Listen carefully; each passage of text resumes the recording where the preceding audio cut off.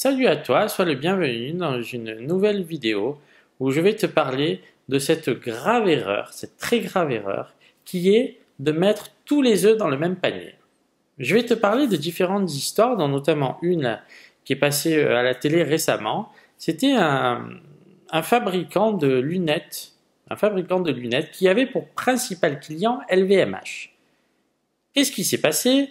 LVMH a décidé de ne plus travailler avec ce sous-traitant. Eh bien, comme tu l'imagines, l'entreprise a complètement coulé avec tous les employés à la porte. Ça m'est arrivé dans mes premières activités où en fait j'avais un seul gros client pour lequel je me donnais vraiment à fond à 100%. J'ai travaillé pendant des années, j'étais peut-être un peu jeune et un peu dans l'ignorance et je ne m'inquiétais même pas, j'avais l'impression que c'était acquis à vie. Et pourtant un jour, du jour au lendemain, sans me prévenir, il a arrêté de travailler avec moi. Eh bien, ça a été catastrophique. Je te raconte même pas dans quel état j'ai pu me trouver quand il m'a dit qu'il n'avait plus besoin de mes services. Alors, dans ton business, c'est un peu pareil. Évite vraiment de mettre tous les œufs dans le même panier, tant que possible. Pourquoi? Parce que à tout moment, tu peux sauter. Je vais te donner différents exemples. Je t'ai déjà parlé dans une vidéo du référencement naturel. Eh bien, si tu mises toute ta stratégie sur le référencement naturel, je trouve ça très dangereux. Il y a des entreprises qui font ça, mais moi, quelque part, j'ai envie de te dire que d'une part, je trouve ça limité. Pourquoi? Parce qu'une fois que tu as atteint ton quota de trafic, eh bien, augmenter, ça va être à un moment donné très difficile, à moins que tu cibles une autre langue. Mais comme tu le sais, le référencement naturel, c'est un travail de longue haleine. Et tu n'es pas abri de pénalités. On a vu avec l'algorithme Pingouin, qui a sandboxé des sites, et puis d'un coup, Google, par exemple, il y avait des agences de voyage. Tiens, je regardais une fois à la télé, une agence de voyage qui avait tout son business qui reposait sur Google. Qu'est-ce qui s'est passé? D'un coup, Google a rajouté une barre en haut pour promouvoir ses propres services. Qu'est-ce qui s'est passé? L'agence a perdu plus de 20% de son chiffre d'affaires. Mais parfois, dans une entreprise, ces 20% de chiffre d'affaires sont ta marge.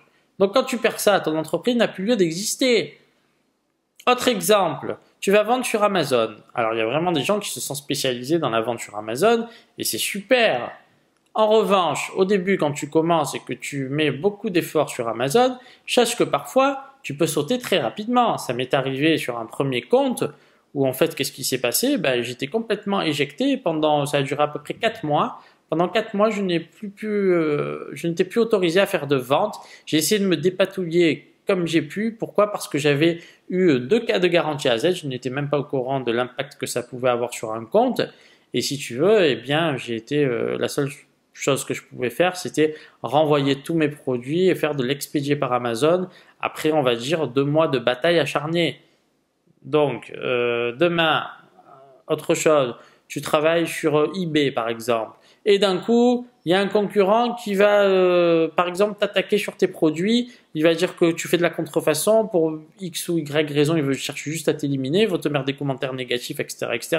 Si tu as misé toute ton activité sur eBay et que d'un coup, là aussi, tu es déclassé, eh bien, tu sautes.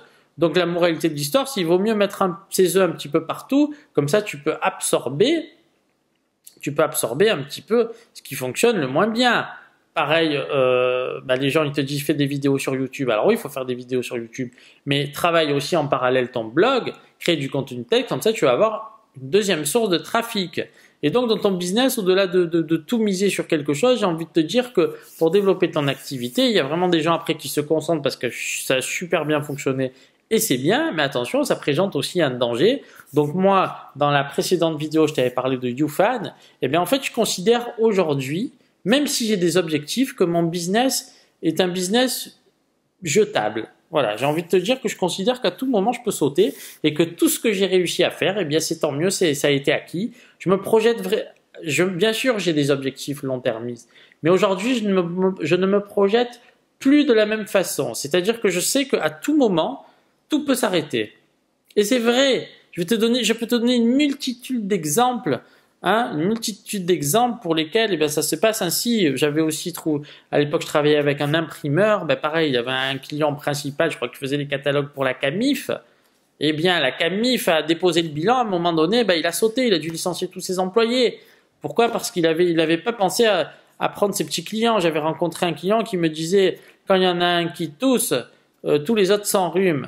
Eh bien c'est un peu ça. Donc au final, il vaut mieux avoir plein de petits clients qui font que tu pourras toujours absorber ici et là ce qui ne va pas. Donc, tant qu'à faire, prends les meilleurs. Ne travaille pas avec des petits clients qui te rapportent rien du tout. Mais ne mise pas les 100% de ta stratégie sur un seul canal. C'est très dangereux. Voilà, il faut que tu le saches. Par exemple, tu vas être spammé, par exemple. C'est-à-dire qu'un concurrent ne t'aime pas, il va commencer à te faire du négatif SEO. Donc, je ne sais pas ce que le négatif SEO, c'est entre guillemets, c'est en fait essayer de jouer avec les critères de l'algorithme de Google pour les mettre contre toi. Comment ça marche concrètement? Eh bien, tu sais que par exemple, à un moment donné, les liens était quelque chose de très important pour Google, il le reste encore aujourd'hui. Eh bien, il y a des petits malins, à partir du moment où Google a mis son algorithme à jour et beaucoup de sites se sont fait pénaliser, qui en fait, qu'est-ce qu'ils font? Ils achètent des packs, je t'en ai déjà parlé, je crois, dans une vidéo, je ne me rappelle plus, mais je crois que je t'ai déjà dit. Ils achètent des packs, en fait, tu vas sur fiverr.com et tu payes 5 $ et tu achètes des packs, en fait, où le mec, il va te balancer ton URL sur des sites ultra pourris dans le but de te discréditer. Qu'est-ce qui va se passer? Si par malheur, par mégarde, tu n'as pas fait attention à ça parce que tu ne surveilles pas bien ton Webmaster Tools et tes liens, parce que dans la console Webmaster Tools, moi je t'engage vraiment à le faire de façon au moins hebdomadaire.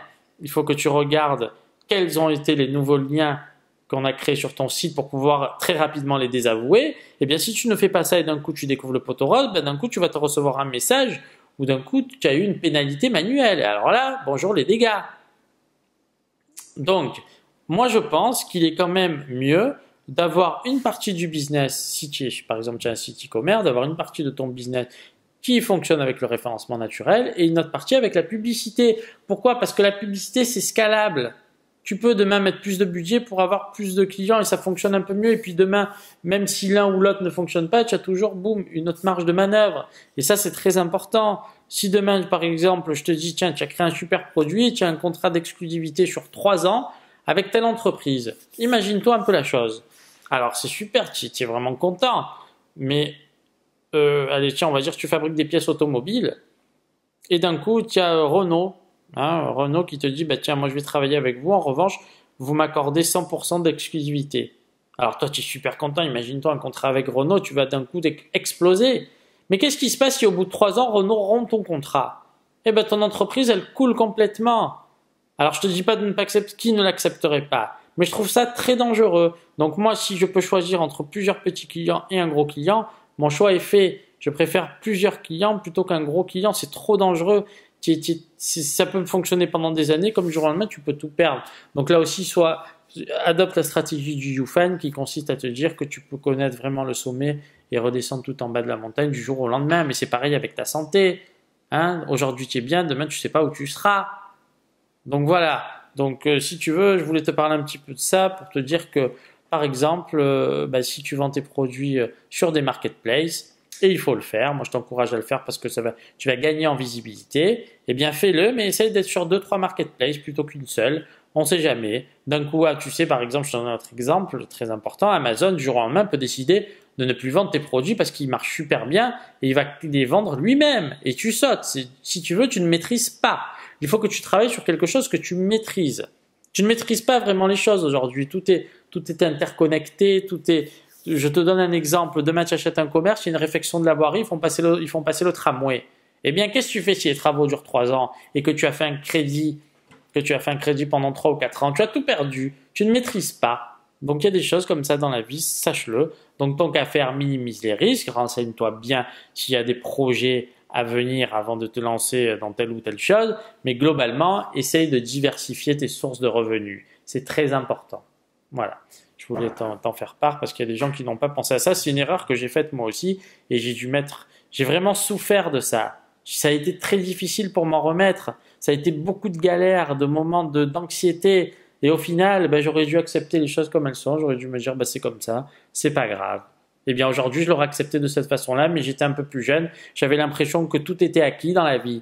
Eh bien, je me rends compte, et puis même autour de moi, je me rends compte qu'il y a bien des fois, par exemple, je connaissais quelqu'un qui avait lancé un business qui commençait vraiment à exploser, et un des associés était un peu véreux, il ne le savait pas. Il a fini, je crois qu'il a été convoqué par la gendarmerie, si ça se trouve, il a eu de la prison, enfin bref, un truc assez grave. Eh bien, il a tout perdu, il a dû tout arrêter, alors que lui s'était vraiment investi dans le projet. Donc là aussi, ben, qu'est-ce que tu veux y faire? Et bien après, c'est pas facile, tu prends des coups de bâton, et bien tu n'as pas le choix, il faut avancer. Voilà. Donc c'est très important. Donc dès le départ, essaie de voir comment tu peux diversifier tes sources de revenus et une stratégie multicanal. Voilà. Allez, je te dis à bientôt pour une nouvelle vidéo. Salut. Il faut qu'ils comprennent. Il faut vraiment qu'ils comprennent parce que s'ils ne font pas ça, ils s'exposent à de très graves problèmes. Et oui.